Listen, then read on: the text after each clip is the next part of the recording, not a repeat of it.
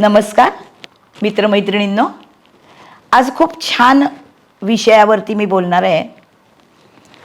आपण गुरु भ्रमण पाहिलं होतं गेल्या वर्षी, जेव्हा 2 महिन्यासाठी गुरु कर्क राशीत आला होता आणि परत मागे मिथुनेमध्ये गेला, उरलेलं त्याचं मिथुनेतलं भ्रमण पूर्ण करण्यासाठी. ग्रह आपला नियम सोडत नाहीत, त्याच्यामुळे 1 वर्षभर गुरु एका राशीत असतो, तो 1 वर्ष त्याचं पूर्ण करतोच. आता ह्या वर्षी परत 1 जून 2026ला गुरु कर्क राशीमध्ये येणार आहे आणि तो 5 महिने तिथे असणार आहे. आणि जून महिन्यामध्ये तिथे म्हणजे 1 जूनला आल्यापासून तो 31 ऑक्टोबरपर्यंत तो कर्क राशीमध्ये संपूर्ण रास फिरून तो पुढच्या राशीत 2 महिन्यासाठी सिंह राशीत जाणार आहे.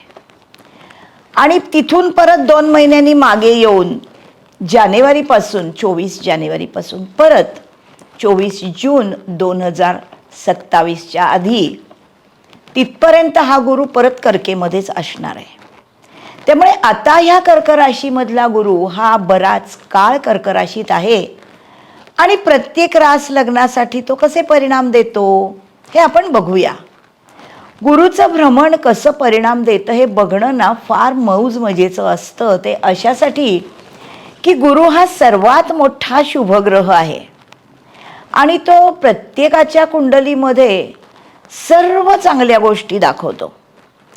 त्याच्यामुळे तो किती प्रकारे आपल्याला चांगलं फळ देणार आहे, कुठल्या रास लग्नासाठी किती वेळ चांगला आहे, हे सगळं आपल्याला बघायला फार मजा येते. आपण सर्व राशींसाठी आणि सर्व लग्नांसाठी, म्हणजे ही रास हे लग्न असं मी सांगणार आहे. आणि त्या राशीमध्ये किंवा लग्नामध्ये नक्षत्र ठरलेली आहेत. या प्रत्येक नक्षत्रासाठी तो गुरु कसं फळ देतोय हे पण आपण बघायचं आहे. चला जाऊया पुढच्या राशीकडे. मकर रास, मकर लग्न या शनिप्रधान लोकांसाठी त्यांचाच मित्र गुरु कर्क राशीमध्ये उच्चीचा आधी येतोय. हा काय काय छान छान परिणाम देतोय बघूया. गुरु छानच परिणाम देतो, हो तो चांगलाच आहे ग्रह, तो कुणालाच वाईट परिणाम देत नाही. अतिशय शुभ असा 7वा गुरु आलेला आहे. विवाह योग, जोडीदाराशी सामंजस्याने राहणं, भागीदारी व्यवसायामध्ये उत्तम व्यवसाय चालणं, व्यवसायामध्ये नफा, व्यवसायाची वृद्धी, प्रगतीमध्ये निश्चित दिशेने झालेली वाढ, हे सगळे परिणाम हा गुरु सर्वांना देणार आहे. हा गुरु येतोय 7म स्थानामध्ये मकर राशीच्या, मकर लग्नाच्या लोकांच्या कुंडलीत. आणि मकर राशीला 7वा हा मकर राशीकडे बघणारा, मकर लग्नाच्या कुंडलीत हा तृतीयाकडे बघतो, लग्नाकडे बघतो आणि लाभाकडे बघतो. म्हणजे मित्रपरिवार, धाकटी भावंड आणि आपण स्वतःचं व्यक्तिमत्व या सगळ्याचं शुभ प्रसरण हा गुरु करतो. लाभस्थानामध्ये मित्रमंडळींपासनं, नेटवर्क सर्कलपासनं, सरकारपासनं अनेक लाभ होतील. तृतीयामध्ये शेजार पाजारी, धाकटी भावंड या सगळ्यांच्या बरोबर छान सलोख्याचं नातं आणि त्याच्यामधून लाभ. आणि लग्नी बघणारा गुरु हा तुमच्या व्यक्तिमत्वाला 4 चांद लावणार आहे, तुमची सगळ्या प्रकारे प्रगती करणार आहे. या राशीमध्ये येणारी नक्षत्र आहेत उत्तराषाढा रवीचं, श्रवण हे चंद्राचं आणि धनिष्ठा हे मंगळाचं. 13 ऑगस्टपर्यंत संतुलित राहून काम करणार आहात तुम्ही आणि हे नेहमीच तुम्ही संतुलित असता. शनीची तुमची स्वतःची रास असल्यामुळे त्यामुळे तुम्ही यशस्वी होणारच. कुंडलीमधला गुरु शुक्र जर शुभ असतील तर फार चांगलं फळ मिळेल. श्रवण नक्षत्र जे चंद्राचं आहे, या नक्षत्राच्या लोकांना 13 जूनपासून ते 31 ऑक्टोबरपर्यंत जोडीदाराची निवड करण्यासाठी उत्तम संधी आहे. चांगला जोडीदार मिळणार आहे. भावंडांशी सलोखा, हितशत्रूंचा पाडाव.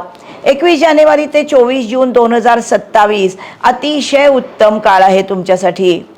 आनंदी राहणारी लोक आहात तुम्ही. श्रवण नक्षत्राची, श्रवण चंद्राचं नक्षत्र आनंदाचं असतं. पुढचं नक्षत्र धनिष्ठा आहे, मंगळाचं नक्षत्र. 17 जून ते 17 ऑगस्ट उत्तम फळ देणारे गुरुचं. संगीत क्षेत्रामध्ये असणाऱ्या, कला क्षेत्रामध्ये असणाऱ्या आणि ज्यांचा गुरु शुक्र कुंडलीतला उत्तम आहे अशा लोकांना अतिशय यशाची आणि उत्तम परफॉर्मन्सेसची संधी आहे. आपण वयोगटाप्रमाणे बघूया. 20 ते 40 वयोगटाच्या लोकांना प्रगतीमध्ये अतिशय वेगाने वाढ होणार आहे तुमच्या, कारण लग्नस्थानाकडे गुरु बघतोय. तुमचं व्यक्तिमत्वाचं प्रसरण, भागीदारीमध्ये पण अतिशय सुसंवाद, सुसंस्कृत पार्टनर तुम्हाला मिळणार आहे. सप्तमातून जाणारा गुरु पार्टनर म्हणजे भागीदार किंवा जोडीदार लग्नाचा उत्तम मिळणार आहे. 40 ते 60 या वयोगटामध्ये सामाजिक कामात पुढाकार घेणारे बिझनेसमन, वकील, डॉक्टर, हॉस्पिटलायझेशन इंडस्ट्रीमधले लोक, या सगळ्यांचं उत्तम काम होईल. नेत्यांना पण हा अतिशय सपोर्ट करणारा गुरु आहे, कारण तो लग्नाकडे बघतोय. शनीवर याची दृष्टी आहे. जेव्हा 4 मध्ये गुरु आहे त्यावेळेला त्याच्या त्रिकोणामध्ये 12 आकड्यात शनी आहे, त्याच्यावर या गुरुची दृष्टी आहे. राजकारण्यांना प्रसिद्धी देणारा, सरकारी कामात प्रतिष्ठा देणारा मकर राशीला गुरु आहे आणि उत्तम असं राजकारण तो करेल. त्या राजकारणाला चांगली प्रसिद्धीची किनार असणार आहे. 60 नंतर लाभामध्ये बघणारा गुरु आणि तृतीयामध्ये बघणारा गुरु, मित्र, मोठी भावंड, शेजार पाजारी सगळ्यांशी अतिशय सलोख्याचं नातं आणि जोडीदाराच्या स्थानात आलंय, त्यामुळे जोडीदाराशी तर उत्तमच नातं.